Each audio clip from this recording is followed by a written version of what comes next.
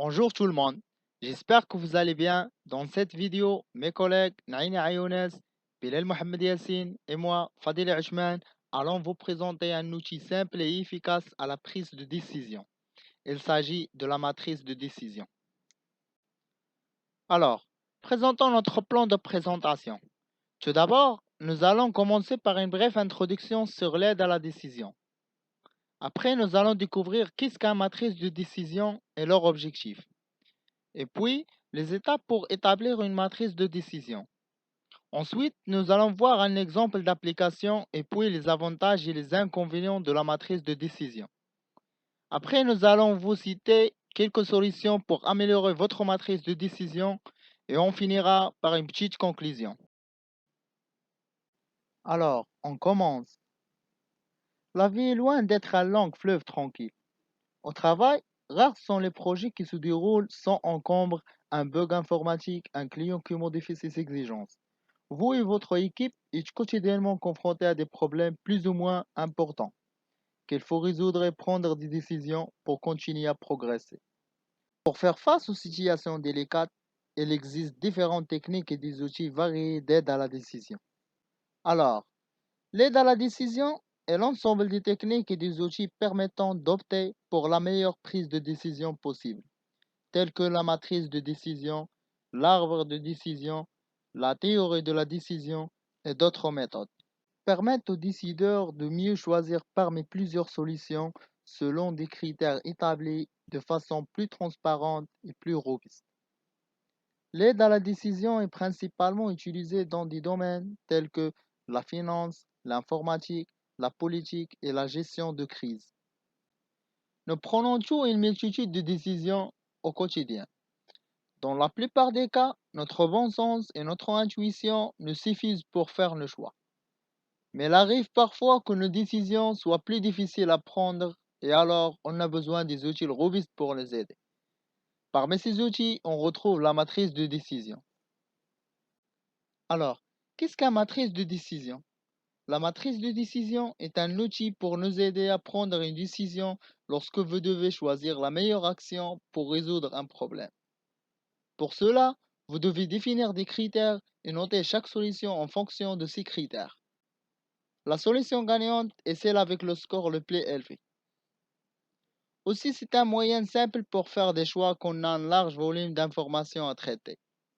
Repose sur l'évaluation de chaque option positionnée en ligne dans un tableau à partir des critères prédéfinis placés en colonne et pondérés selon leur importance dans le choix final. Passons maintenant à leur objectif. L'objectif de la matrice de décision est de faciliter la prise de décision concernant le choix de solutions à mettre en œuvre, aider à départager plusieurs solutions à un problème ou à un objectif donné, évaluer le poids de chaque option, les pondérer et les visualiser. Bonjour, dans cette partie, on va traiter les étapes pour établir une matrice de décision pour prendre la meilleure décision. On commence par la première étape qui consiste à identifier la décision à prendre et poser la bonne question. Par exemple, dans le cas de déménagement, on pose la question suivante. Est-ce que je dois déménager ou rester ici? La deuxième étape consiste à lister tous nos choix à partir d'une méthode comme le brainstorming ou même d'autres méthodes. Et dans notre exemple de déménagement, on prend 3 villes, Casablanca, Marrakech et Khnedra. À la troisième étape, on choisit le critère d'évaluation et les pondérer selon la priorité et l'importance.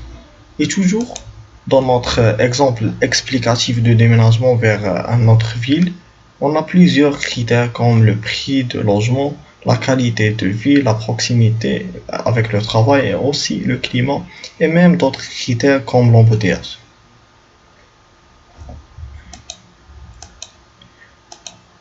Directement après le sélectionnement des critères, il faut définir l'importance de chacun et l'attribuer une note de 0 à 5.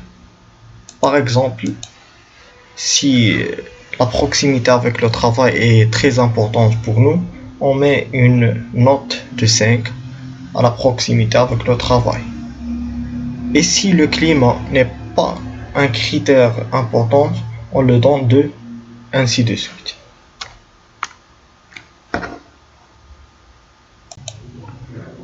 Dans cette étape, on place dans un tableau les options en ligne et les critères en colonne et on mentionne le poids de chaque critère. L'étape 5 consiste à donner une note pour chaque choix de 0 à 5 selon le critère. Par exemple, pour Marrakech, on a donné 3 pour le critère de l'embouteillage et 2 pour le prix de logement. Et puis dans l'étape 6, on calcule le total pondéré par multiplier la note par le poids. Par exemple, Marrakech, on multiplie la note 3 par le poids 4 et on a 12, etc. Après la pondération, il ne reste plus que calculer la sommation des notes pondérées pour chaque choix. La sommation de 12 avec 6, avec 12, avec 20, avec 2, on va avoir 52.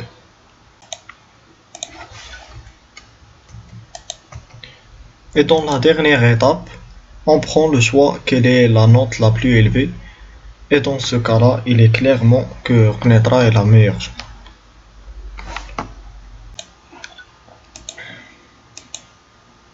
Enfin, en résumant toutes les étapes dans ce diapo-là, on a commencé par identifier notre décision, puis on listait tous les choix, et puis on a choisi et pondéré nos critères d'évaluation, et quatrièmement, on a construit notre matrice, et cinquièmement, on a noté nos choix de 0 à 5, sixièmement, on a calculé le total pondéré, et septièmement, on a additionné chaque note, huitièmement, on a pris la meilleure décision.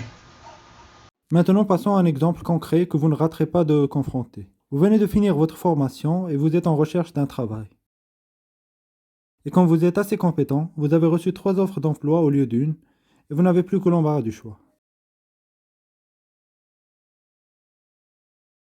Pour faire cela, vous avez décidé d'utiliser une matrice de décision. Les critères sur lesquels vous vous êtes basé sont bien sûr le salaire, s'il est intéressant ou pas, l'environnement du travail, c'est-à-dire si la culture et l'atmosphère sont propices,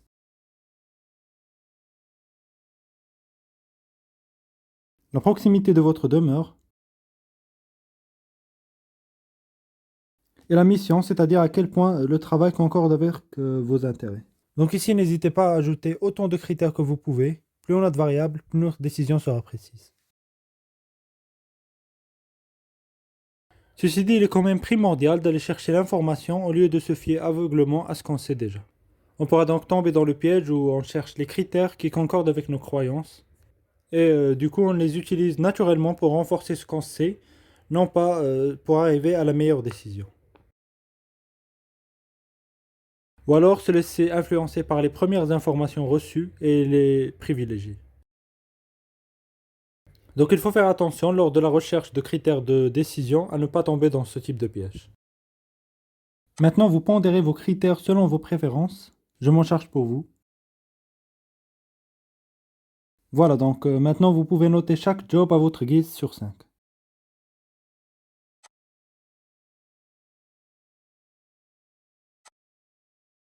Et il ne vous reste plus qu'à faire la multiplication des deux et le total pondéré.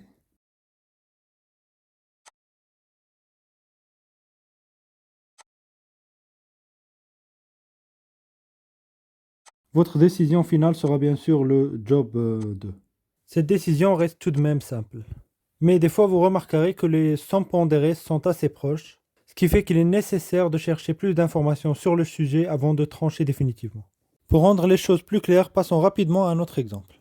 Dans ce cas, vous n'êtes plus un étudiant, mais une usine qui recherche des fournisseurs, disons, de matières premières. Vous avez 3 choix, et vos critères cette fois seront le prix et la qualité du produit, ainsi que la localisation et la fiabilité du fournisseur. Vous jugez que le prix et la qualité sont les plus importants et vous notez chaque fournisseur après avoir fait des recherches approfondies sur chacun d'eux.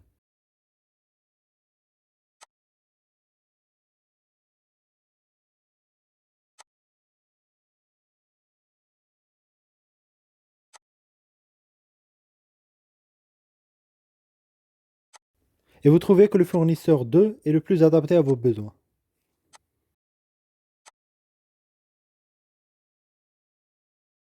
En ce qui concerne les avantages, donc déjà, elle remplace la méthode classique où on ne fait que lister les impacts positifs et négatifs de notre décision. Elle peut aussi bien être utilisée pour consolider une décision prise au préalable qu'à vous aider à en trouver une nouvelle. Et elle est là quand vous avez besoin d'un point de vue objectif, dénué de toute émotion, en mettant l'accent sur les critères les plus importants. Et bien sûr, vous l'aurez compris, la matrice de décision est à la portée de tout le monde car elle est facile à utiliser et est efficace. Donc certes, la matrice de décision semble être la meilleure méthode objective pour prendre toutes sortes de décisions professionnelles ou autres, mais elle présente quelques difficultés. Notons par exemple le fait qu'on se rend compte qu'on a donné un coefficient trop fort ou trop faible à certains éléments qu'après la construction de la matrice. Sans parler des critères qui peuvent être pertinents et qui n'ont pas forcément été pris en considération. Et bien sûr la notion de temps et du changement que cette méthode ne traite pas. En d'autres termes, les critères clés d'aujourd'hui peuvent devenir insignifiants demain concernant la même décision.